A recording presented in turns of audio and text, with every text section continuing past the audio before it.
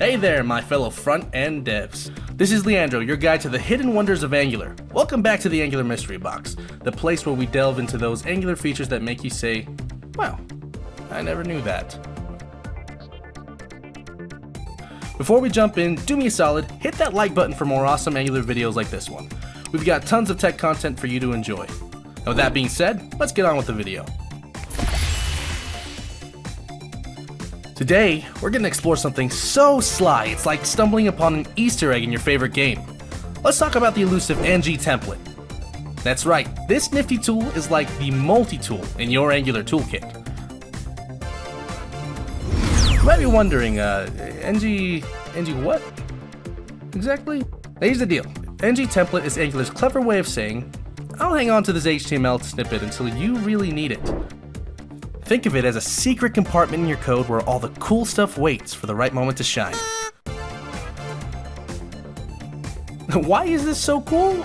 Picture this, you have some HTML that you want to show, only under certain conditions.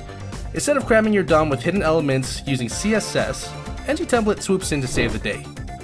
It's like quickly tidying up when your parents arrive at your house without telling you.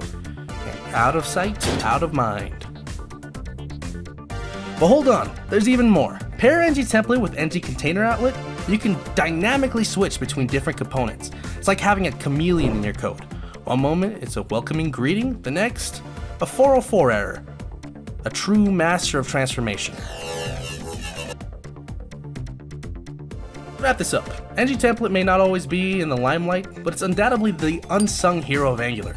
Adaptable, efficient, and a master of camouflage. Next time you're coding, remember this hidden ace to elevate your Angular application. And that's a wrap for today's episode of the Angular Mystery Box.